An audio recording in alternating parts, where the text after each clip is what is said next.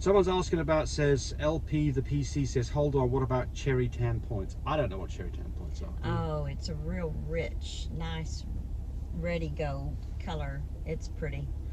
So typically when I see really golden points, I think you know they don't have any intensity, I don't think. Right. So when I see don't think, somebody correct me if I'm wrong. So when I see really golden points, I think that that dog is probably ATA, doesn't carry a copy of cream, and doesn't have intensity. So I think that would be, in my guess, that's the formula to get that. Someone's talking about Phoebe says it looks like her tummy's upset. No, she's fine. She's her puppies are now what, 9 days old. We'll do probably a video. Oh, they probably are looking at the video where she was, you know, she's got full of puppies, and if she just got through eating, she's having a hard time. Oh, this was just before we. Yeah. This was everything you must have before, for whelp. So this is pre-C-section. Yeah. Right. Yeah. I agree with Twilight's Yorkie here. Says, what I don't understand is why so many people assume all breeders are bad. My dogs live very good lives. The puppies are spoiled and live better than so many people's kids do. Oh. We don't beat our kids. Excuse me, we don't beat our dogs, but we do beat our kids. So that we agree 100%. We beat the grandkids. Now we've got a great grandkid. He's too small to beat, so we don't beat him. He's too perfect. He is. He's a beautiful little boy. He just went home. Look, everybody's got their agenda on this. So you've got a lot of vets who think that you shouldn't be breeding dogs and you're a terrible person for doing it. And they're going to take every opportunity to spay your dog. So I'm going to keep going in. I'll be right with you. Rachel Renee again. If a pup's colours are physically shown, does that mean they carry? Got any big plans for your day? She said, I've got a dog that's got 2 colours of lilac. I don't know what that means in a platinum background. These are not correct ways of describing things. And tan is her cream that's showing. That is what she carries. What can I thank you guys, and what can I get for you? Yes.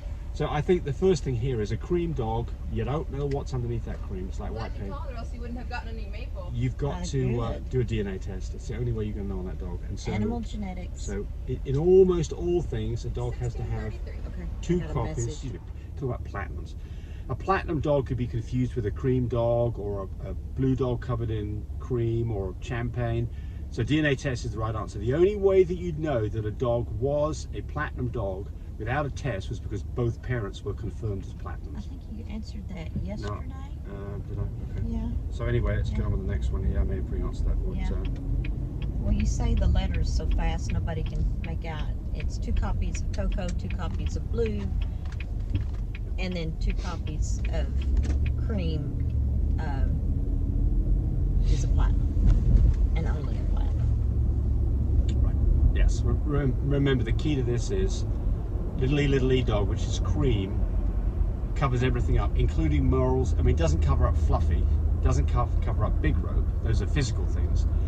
Covers up brindle too. Covers up brindle, covers up merle, covers everything. up 10 points, covers up pied. A cream dog is there's very different colors of cream. It can be all the way from apricot all the way to a light cream color, especially if intensity is present. And the one thing you do, by the way, have to be careful about on a cream dog is if it's very, very white, snow white, this could be an extreme pied and not be a cream at all. So again, you've got to have some idea about, look, what do we do? Yeah. We get a DNA test, coat card test on every puppy we produce, always. And it's not cheap, $130 to get it done at Animal Genetics, but and they do coupons too. Every now and then they've got coupons, so you can get it done for about 97 Animal bucks. Genetics does that. Yeah. In fact, they've got one right now that's called Relax, all in uppercase. Relax. If you use that coupon code, you're going to get, I think it's for the next couple of days, you get 33% off or something. But the point here is that the cream dogs can be confusing. So that's it. Bye, everybody.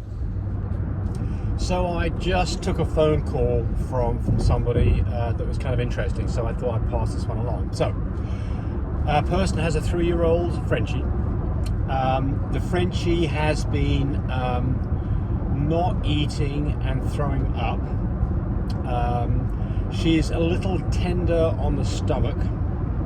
She's gained some weight, but she's playing and she's a happy dog, other than those things. So They took her to the vet, which is more than reasonable, and I don't know the full details of what the vet did, but presumably well, the first thing is they gave the dog something to poop, and the dog pooped like crazy. Well, they did an X. No, let me back this up. They presumably took the dog's temperature, it was normal, otherwise she'd told me that. They presumably did a blood workup, a complete blood panel, and I'm guessing again that was relatively normal, otherwise they'd have took some other action. So they gave her, so the assumption is at this point is there's probably a blockage. Maybe the dog has eaten something, has blocked up its intestines or duodenum or something in its gut has got blocked up, and that can happen, certainly. So they do an x-ray and they find that she's full of something. So that's when they give her the medicine to make her poop. And she poops like crazy. But they still doesn't get any relief from vomiting. So the next step they do is exploratory surgery. You know, I think that's pretty aggressive. The dog is actually behaving okay. But anyway, guess what? They don't find anything. And they do an incision, pull her guts out, look at them, can't find anything. They did an opening, they cut open her stomach and they removed a small amount of undigested dog food and some hair. But nothing that would indicate why this dog was not able to, why this dog was vomiting. They did say that the pancreas looked a little bit angry, so possibly some pancreatitis. So they then gave her some medications for, I don't know what, but presumably they gave her possibly steroid, maybe antibiotic, maybe anti-throat medicine, I would think. And that had got her, and they're going to keep her for 24 hours and then want to release her. So what are my thoughts on this? Well, again, I'm not a vet, and I certainly don't want to bash the vet. The vet was trying to do something to help this dog, but this is my thoughts on this. Is that we get sometimes in a bit of a hurry to do things. I mean, certainly in hindsight, it was a mistake to open this dog up and then open the stomach up because they didn't really reveal anything. So what would I have done in this situation? I would have started off by greasing this dog up both ends. I'd have started by giving this dog some mineral oil or some olive oil, a good jigger of it, maybe a couple of times, and I would have given it an enema and see whether you can get this dog opening from both ends, because you know, if you think it's a blockage, I'd start there. I wouldn't start by opening the dog up, especially after you made the dog poop. So anyway, there's more to this story that we don't know about yet, and maybe I'll find some more out in the next few days as to how this dog did. But the dog is behaving fine. The dog is not acting like it's an unhappy dog at all, other than it doesn't want to eat and it's throwing up, which, you know, dogs can get in that situation, just like you and I can. We can get in that situation where, you know, for instance, we're a bit backed up because we got constipated.